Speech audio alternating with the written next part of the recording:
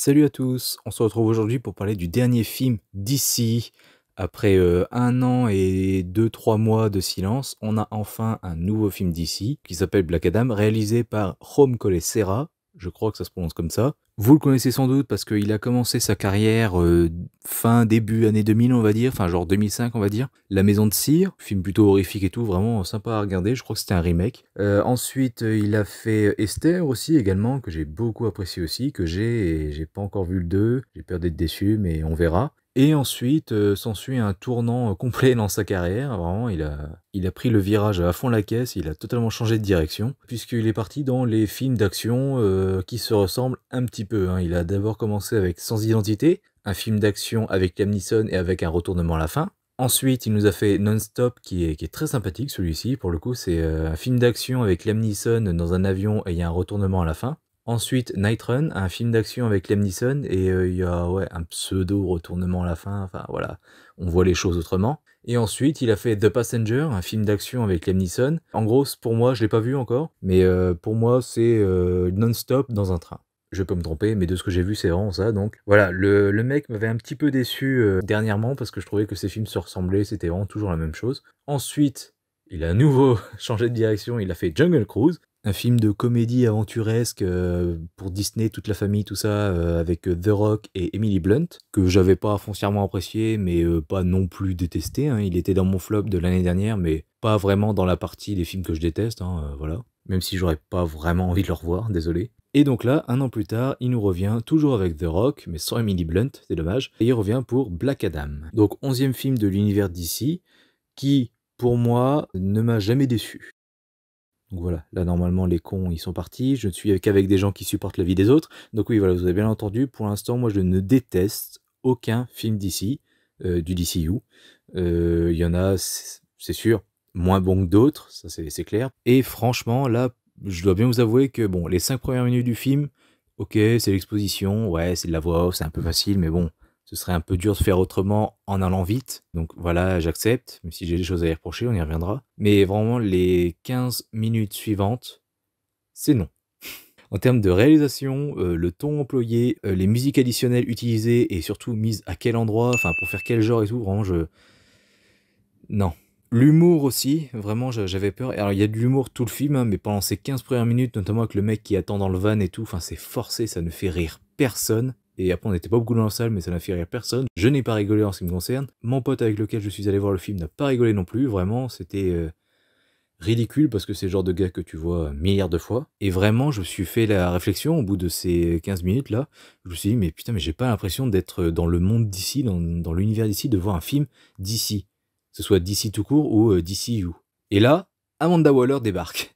Alors ça semble un peu facile, mais vraiment, c'est tout à coup l'élément qui te replonge dedans. C'est pas vraiment ça qui m'a remis dans le film, même si j'étais content de la voir. Mais au moins, j'étais rassuré. Je me dis, ah voilà, j'ai à nouveau l'impression d'être dans du DC, quoi. Et en gros, pour ceux qui l'ont vu, quand il est dans la chambre du gamin en train de se réveiller, que le gamin lui explique un peu le monde d'aujourd'hui, tout ça, c'est vraiment la scène qui m'a fait rentrer dedans à nouveau.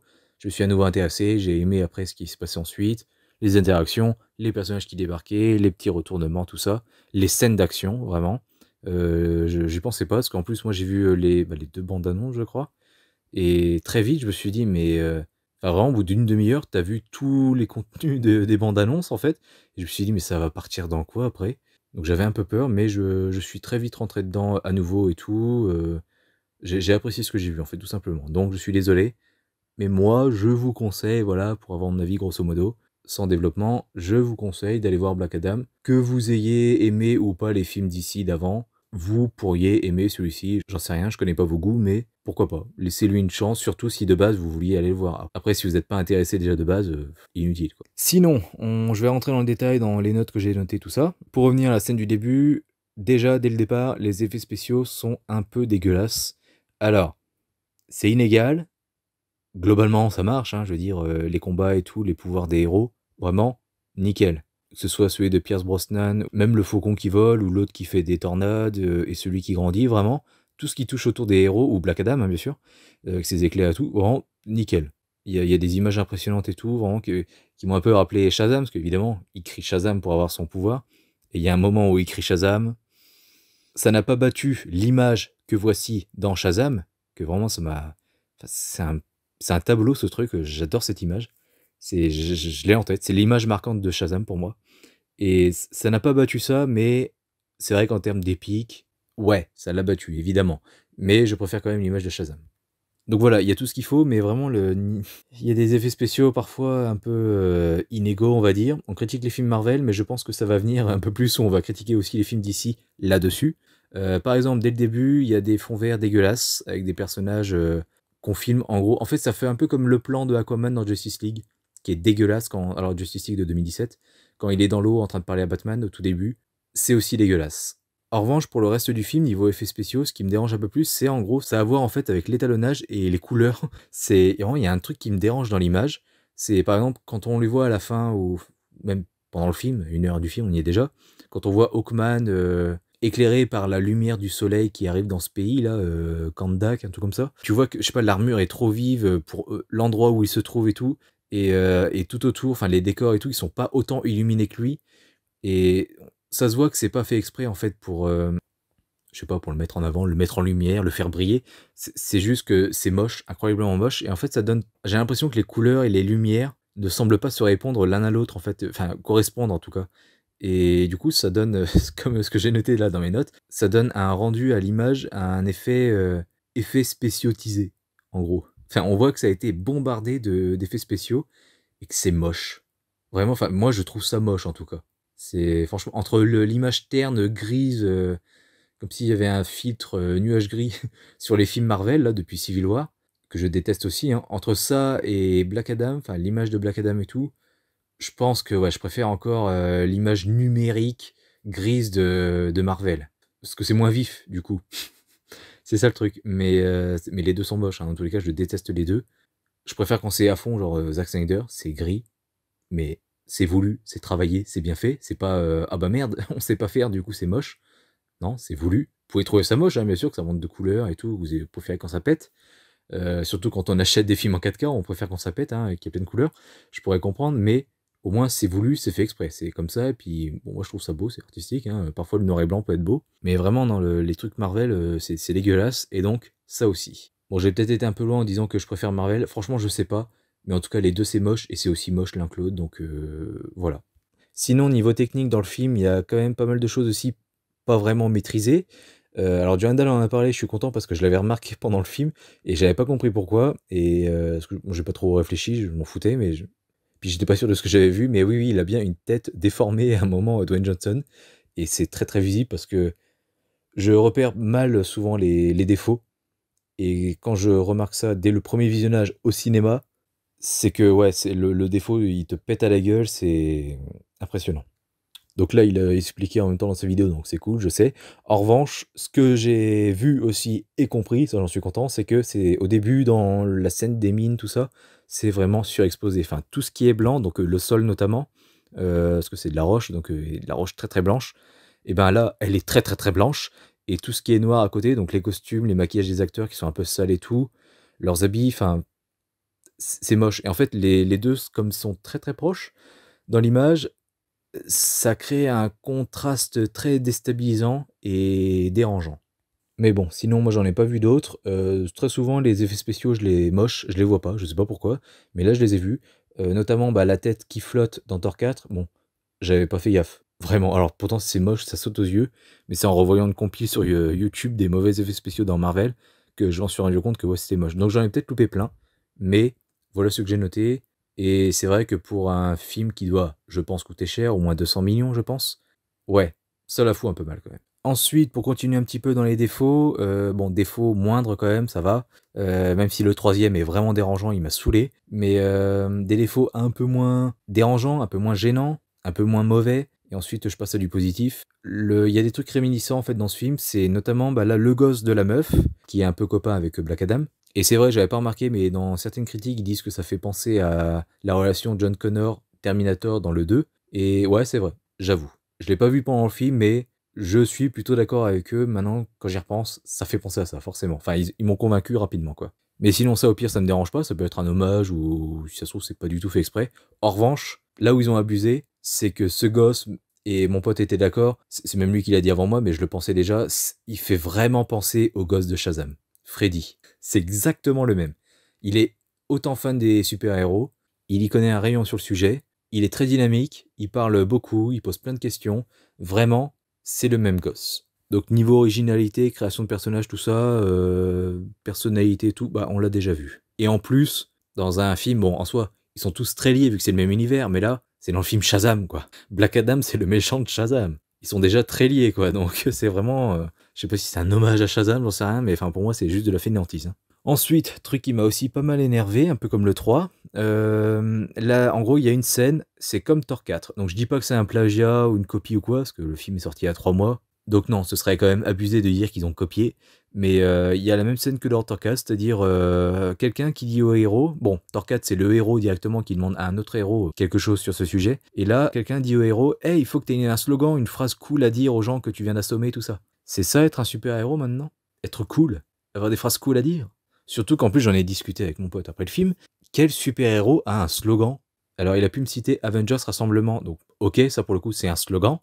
Mais un héros vraiment qui, dans plusieurs films, dit la même phrase. Je suis Batman, au pire. C'est vrai. I'm Batman. I'm Batman. Hi, Freeze. I'm Batman. What the hell are you? I'm Batman. Who are you? I'm Batman. Oui, bien sûr, il y a des phrases cultes et tout, genre veux-tu danser au clair de lune? Bon, ça c'est le Joker, mais as-tu déjà dansé au clair de lune? Je sais pas quoi. Mais oui, il y a des phrases qui sont cultes et des réponses un peu cinglantes, comme James Bond un peu, qui dit assez méchant tout ça pour se moquer d'eux.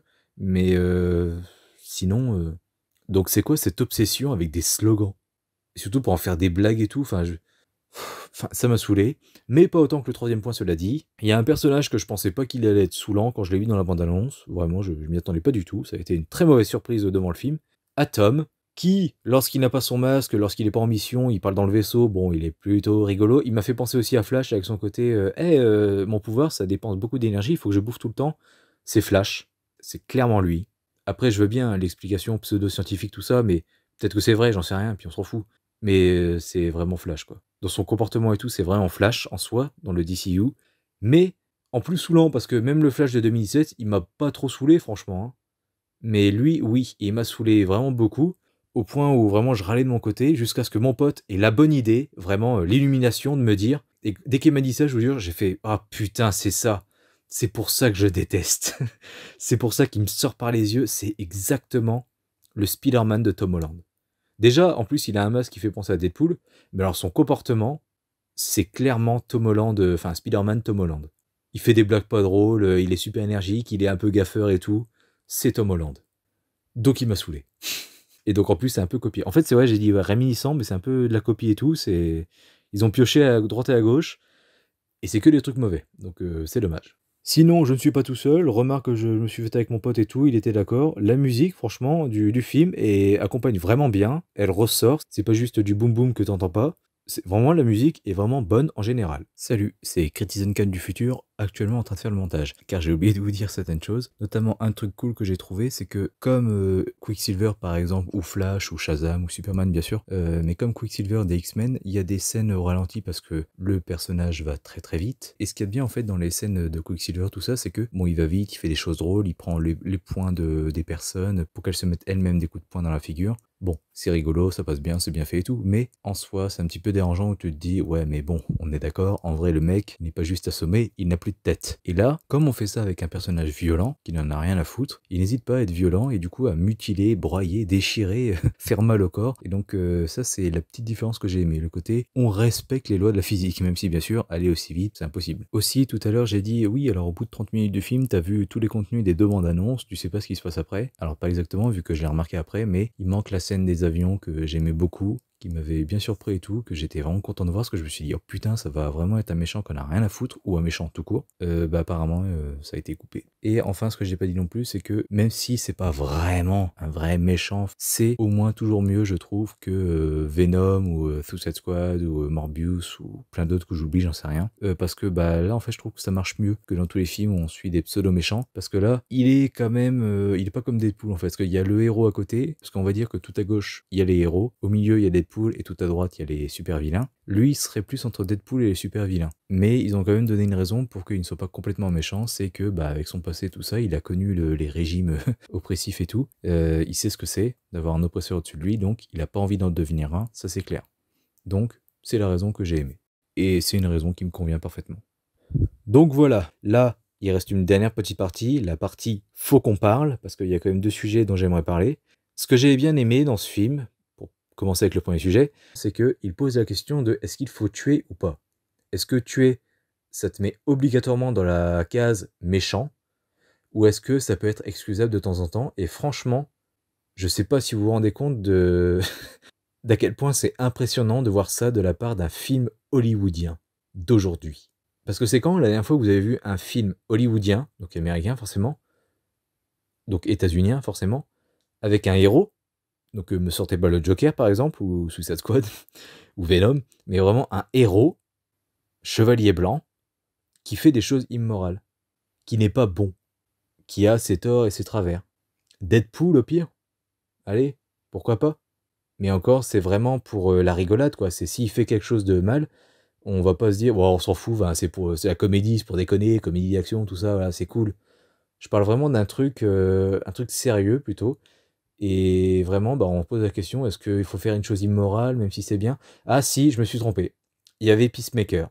Peacemaker dans Suicide Squad. Voilà, désolé. Excuse-moi. Mais bon, là, c'est le personnage du comics, c'est de la tricherie, mais au moins, ils l'ont fait, quoi. Parce qu'il le dit lui-même, pour la liberté, pour la paix plutôt, oui, il serait prêt à tuer hommes, femmes et enfants. Pas de souci.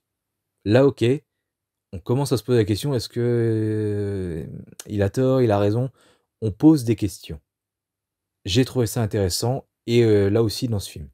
Donc pourquoi c'est étonnant à noter pour ce film, et même sous cette squad? C'est parce que déjà, de 1, ça fait très longtemps qu'on n'a pas eu de personnages complètement immoraux. Moi j'ai Patton en tête, parce que c'est un vrai con, hein, ce mec, hein, je suis désolé, hein, mais c'est un vrai connard. Ah ouais, on avait aussi... comment ça s'appelle, là, avec Dormant, là, je sais pas quoi. Francis McDormand, Ebbing, Missouri, je sais pas quoi. Les panneaux de la vengeance. Ok, là aussi, on suit quelqu'un de détestable. Mais sinon, c'est plutôt rare. Et franchement, de Hollywood, ça me surprend parce que bah, globalement, ils aiment pas ça, hein. Eux, c'est les chevaliers blancs. Il faut être soit tout blanc, soit tout noir. Voilà. Il n'y a pas, de entre les deux. C'est binaire. Et donc là, du coup, dans ce film, ce que j'ai aimé, c'est que bah, généralement, dans un film, quand 2 personnages entrent en opposition ou débattent, de façon musclée ou pas, hein, il y en a toujours un qui évolue, qui change d'avis à la fin et qui reconnaît que l'autre avait un peu raison. Voilà. Et là, celui qui évolue, c'est non pas Black Adam qui s'en fout, bah lui il bute, si à partir du moment où t'es méchant, bah il te bute, il aura aucun remords. C'est pas lui qui évolue, c'est l'autre qui lui disait non mais mec, il ne faut pas tuer. En gros, c'est Batman, c'est Hawkman, mais c'est Batman. Il ne faut pas tuer. Et c'est lui qui évolue, c'est lui qui accepte que bah ouais, parfois il faut tuer. Et ça, chapeau. Chapeau aux États-Unis de nous proposer un film qui nous fait poser cette question-là. Est-ce qu'il faut tuer ou pas? Parce que je suis d'accord, si vous êtes états-unien et que vous m'écoutez, je suis d'accord si vous vous dites ouais, mais non, il faut pas, tout ça et tout, c'est pas bien, la prison c'est mieux. Ok, si vous voulez, mais il faut aussi en mettre en contexte. Vous êtes dans un pays, dans un assemblement d'États où si on fait une grosse connerie, on peut s'en tirer avec une peine de 120 ans. Moi, dans mon pays, la France, le maximum, c'est 30 ans. Et c'est rarement appliqué. Très rarement. Et la perpétuité, c'est quand on reste tout le temps, je crois. Ça a été genre appliqué sur les doigts d'une main, il me semble. Donc, je veux bien que vous ne vous posiez pas cette question, parce que vous pouvez avoir des peines de 500 ans. Mais nous, je suis désolé, on est légitime. Bon alors, apparemment, il faut lire Le dernier jour d'un condamné de Hugo pour changer d'avis et être contre la peine de mort. Je le lirai un jour, c'est sûr. On verra si je change d'avis. Mais en tous les cas, voilà, au moins nous, on est légitime à se poser la question. Et donc, j'ai aimé le fait que ce film pose cette question-là, parce que j'en ai un peu marre des super-héros blâmés parce qu'ils osent tuer. Je suis d'accord, on pourrait dire que c'est incohérent, ou alors ça respecte pas le personnage, comme Batman dans BVS. Je suis d'accord, on pourrait dire, mais attends, mais du coup, qu'est-ce qui le différencie de ces méchants, tout ça, qui tuent eux aussi des gens? Bah, c'est que lui, il s'en prend pas à n'importe qui. Il tue des méchants déjà de base. Donc ça, c'est un argument qui me saoule un peu, mais que j'entends souvent, c'est mais qu'est-ce qui les différencie des méchants s'ils tuent? Ben, eux, ils tuent que des méchants, pas des innocents, tout simplement. Ou alors, comme Man of Steel, mais bon, il fait pas exprès, c'est dans le feu de l'action, il peut pas faire gaffe non plus. C'est un Superman, mais voilà, il peut pas être partout non plus. Donc franchement, je sais pas vous, donc j'aimerais bien avoir votre avis là-dessus. Donc voilà, n'hésitez pas à me donner votre avis dans les commentaires. Deuxième sujet, et là, par contre, c'est vraiment grave. Donc si vous n'avez pas vu le film, cassez-vous. Désolé, mais là, je vais divulguer un truc et tout le monde est allergique à ça. Parce que si on te dit un truc, et ben on te gâche le film. Ouais, un truc de 2 minutes, tout le film est gâché, ça y est, tu peux plus le voir. Donc bref, partez. Il y a un moment, il y a un personnage qui meurt, celui joué par Pierce Brosnan, et il y a donc la scène où il fait ses adieux aux autres, qui ne peuvent pas l'en empêcher parce qu'ils sont bloqués par une barrière de son pouvoir, tout ça. Et donc il se regarde, il fait son petit discours, la musique monte, et quand j'ai vu les chants contre chants du personnage qui les regardait et le personnage qui se sacrifiait, tout ça, la musique qui montait et tout, le discours très cliché et tout, de salut, je vais mourir, voilà. C'est quand même dingue, mais j'ai eu peur que le réalisateur gâche la scène. Que genre, je sais pas, il se prenne un truc dans la gueule, quelqu'un lui tire dessus, et que ça fasse une blague, évidemment, un truc trash, et puis voilà, on rigole. Ou que le méchant débarque et fasse une Loki, hein, comme avec Hulk. Et enfin voilà, j'ai eu peur que la scène, une scène d'émotion, qui est censée nous émouvoir, passe directement du «Ah, c'est rigolo, t'as vu, il s'est pris ça dans la gueule». Je trouve quand même ça ouf, ce que ça veut dire sur l'industrie cinématographique actuelle. J'ai eu peur que quelqu'un fasse quelque chose. Je trouve ça dingue. Et là, pour le coup, on pourra pas me dire le contraire. Merci Marvel. Enfin, bon, merci Disney et Marvel, voilà. Attribuez ça à qui vous voulez. Donc voilà, c'est con, mais ouais, j'ai eu peur que ça arrive. Enfin, c'est quand même dingue, je trouve, mais bon. Donc, navré si mon avis ne vous a pas intéressé, ne vous a pas satisfait parce que vous vouliez que je dégomme le film. Non. C'est un des moins bons qui est dans le bas du classement, je dirais, mais c'est toujours appréciable et je l'aime toujours. Puis, bah, je le reverrai avec plaisir, et puis voilà. Donc, moi, je vous conseille Black Adam. J'entends volontiers les défauts qu'on peut lui trouver, pas tout non plus. La scène post-générique, j'ai aimé. J'attends la suite avec impatience, mais bon, si c'est pas le Snyderverse qui est remis en route, franchement, je m'en fous complètement. Les films peuvent être bien, mais quelque part, éternel insatisfait, je sais, mais quelque part, j'en aurais un peu rien à foutre et je serais triste de ce que j'aurais jamais eu. En soi, je perds rien, vu que je l'ai pas eu. Mais voilà, ça me ferait quand même chier, donc à voir, mais bon. Je demande pas forcément que Snyder revienne, même si ça me ferait chier parce que du coup, bah, les films seraient moins bons, je pense. En tout cas, enfin, pas comme j'aurais voulu les avoir, mais au moins, voilà, qu'on reprenne son histoire, ce qu'il avait prévu. Et que Justice League de 4 heures soit réintégré, l'autre dégagé et qu'il y ait des suites. C'est tout ce que je demande. Au pire, reprenez pas Snyder. D'ailleurs, je sais même pas s'il reviendra. Parce que Justice League de 4 heures, là, sa version, il l'a dédicacée pour sa fille. Et franchement, j'interprète ça un peu comme un adieu. Il nous a donné ça, et en même temps, c'était le film qui lui permettait de faire son deuil. Et je pense que ouais, c'était un petit peu ses adieux, pas au film de super-héros, mais en tout cas d'ici. Donc je pense que c'est un peu mort, et puis il reviendra pas, à moins qu'il soit très bien payé, j'en sais rien, et qu'on lui offre, c'est sûr, carte blanche, peut-être. Mais moi, voilà, ce qu'il faudrait pour que je sois satisfait, c'est que lui revienne et qu'il y ait ses plans, même si lui, c'est pas obligatoire, mais au moins ses plans reviennent. Lui, c'est optionnel, c'est lui qui décide. Et bien sûr, Henry Cavill, mais ça c'est fait, et Ben Affleck. Mais comme je ne serai pas satisfait de toutes ces requêtes, je suis désolé, mais moi le DCU, c'est comme Marvel maintenant. J'aime bien le film, cool, je l'achète, je le revois avec plaisir, pas de souci. J'aime pas, ça dégage. Donc voilà, n'hésitez pas à me donner votre avis dans les commentaires, surtout si vous n'êtes pas d'accord, et moi je vous dis à très bientôt pour une prochaine critique sur Critizen Can. Salut à tous.